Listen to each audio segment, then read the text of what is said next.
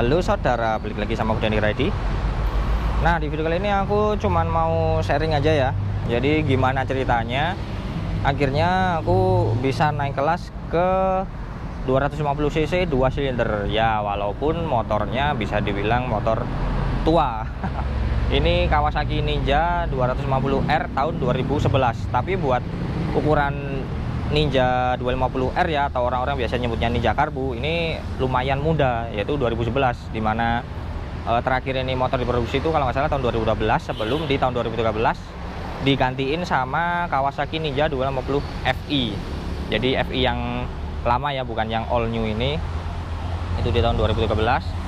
Nah, jadi langsung aja, awal mulai itu sebenarnya aku sama sekali nggak ada niatan buat naik kelas ke 250 cc, terutama 2 silinder.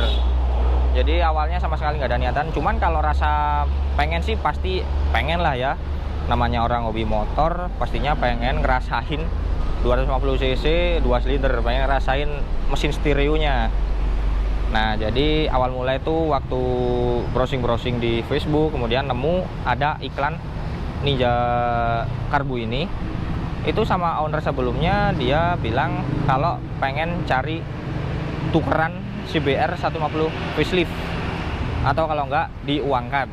Nah, dari situlah muncul ide-ide iseng yang akhirnya aku chat orangnya lewat WA, kemudian aku tawarin motorku, aku fotoin, orangnya ternyata tertarik. Nah, pada awalnya orangnya minta tambah.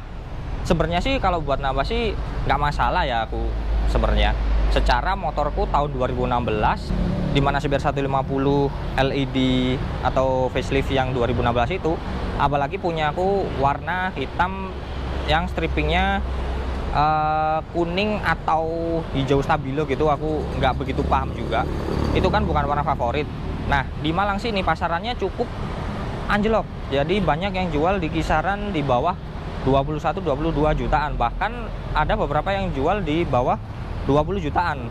Nah, jadi dari iseng-iseng itulah awalnya orangnya minta tambah.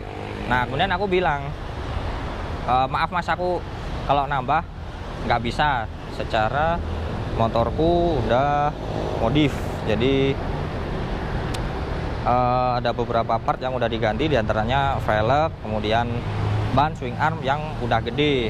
Nah, akhirnya orangnya minta foto-foto detailnya, aku kasih fotonya, aku jelasin apa-apa aja yang udah diganti. Ternyata orangnya mau sekedar tukeran. Lah, di situ aku juga cukup kaget ya. Wih, ini orang nggak butuh duit apa gimana? Apa emang udah benar-benar bosen atau gimana ya? Ya kaget juga, secara Ninja Karbu 2011 ini di Malang sini pasarannya masih di atasnya 25 jutaan, 25, 26. Bahkan yang kondisinya masih bisa dibilang mulus itu beberapa ada yang berani nawarin di angka 30 jutaan. Nah, akhirnya setelah rundingan, kita ngobrol apa-apa aja plus minusnya kayak gitu, akhirnya kita ketemuan. Jadi ketemuan dulu, sama-sama lihat kondisi motor masing-masing. Kalau emang deal ya kita jadi tukeran, kalau enggak ya enggak apa-apa, nggak jadi. Nah, setelah aku lihat unitnya, memang ini motor ada beberapa minusnya ya, yaitu diantaranya yang pertama, spakbor belakangnya ini nggak ada orinya. Kemudian knalpot ini orinya juga nggak ada. Jadi waktu kita ketemuan, di motor yang ditempel knalpot ini Prolingga. Ini ya, Pro Speed KW Prolingga waktu itu.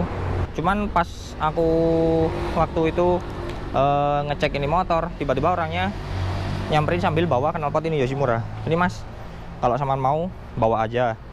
Ini ada knalpot Yoshimura, cuman rusak, sarangannya rusak. Kalau bisa benerin ya bawa aja, nggak apa-apa. Dan ini Yoshimura karbon asli loh. Pasarannya masih sekitar 2 jutaan. Ya lumayan banget. Akhirnya ya udah wis, tak bawa kalau memang deal. Nah, itu tadi knalpotnya nggak ada orinya. Kemudian windshield-nya ini juga orinya nggak ada. Jadi waktu dapat ini windshield-nya variasi, ini pun juga keadaannya pecah retak ini. Nah, jadi kemarin udah aku beliin ya ini windshield-nya. Jadi yang dapat di orangnya pecah. Kemudian minusnya lagi di ini lampunya ini dia urem. Kemarin lebih parah, cuman ini udah aku gosok-gosok pakai apa itu namanya, kompon, kemudian kit, kemudian ini juga pasta gigi yang lain-lain. Ini juga udah lumayan bening, walaupun nggak bening-bening amat. Mungkin ini bakalan aku tutup pakai skolet hitam yang bening. Kemudian minusnya lagi ada di speedometer. Nah, RPM sama filmeternya ini mati. Kalau aku pribadi sih nggak masalah ya buat RPM sama filmeternya mati. Secara ini tankinya ada di sini, jadi kalau nengok tinggal buka dikit udah kelihatan.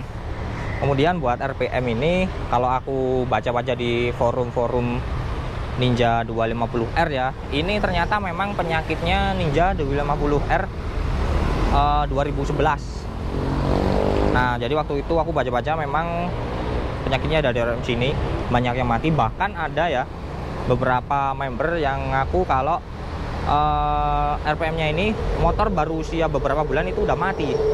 Karena memang buat Ninja 2011 ini kan speedonya warna putih, sedangkan yang di 2010 dia masih warna hitam. Kalau nggak salah ya, moga dikoreksi kalau emang salah.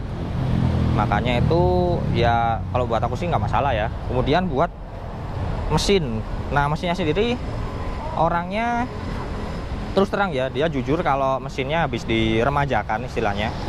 Dia bilang ini nggak ada kerusakan mas, mesinnya memang sengaja turun mesin karena buat peremajaan. Jadi dia udah dibersihkan semuanya, kemudian di skur lagi di bagian klepnya. Cuman katanya nggak sampai belah mesin, cuman bagian headnya aja yang dibongkar. Nah, kemudian di bagian spion. Nah, spionnya ini juga udah aku ganti ya, pakai spionku yang lama. Kemudian master remnya juga udah aku ganti yang model radial kayak gini. Kemudian kilometernya udah 74.000. Ini mungkin buat orang kayak wih banyak banget 74.000. Ini motor masalah tahu nggak? Kalau aku sendiri justru dengan tahun sekian ya 2011, kemudian kilometer 74.000, menurutku justru wajar. Dan ini motor juga menunjukkan kalau ini motor sehat, karena ya kalau motor penyakitan nggak mungkin bisa buat jalan dan kilometernya nggak bakalan bisa nyampe 74.000. Jadi kalau buat aku sendiri nggak masalah dan wajar ya. Motor capek ya, emang orang kan beli motor ada yang buat kerja, ada yang cuma buat pajangan, macam-macam. Nah mungkin kebetulan ini motor emang buat harian, makanya kilometernya udah nyampe 74.000 kayak gitu. Kemudian overall nggak ada masalah sih, surat-surat lengkap, pajak hidup. Jadi banyak juga teman-temanku yang bilang kalau ini rezeki ya, jadi cuman tukeran doang, nggak nambah atau gimana. Cuman ya memang ada beberapa minusnya kayak yang aku sebutkan tadi.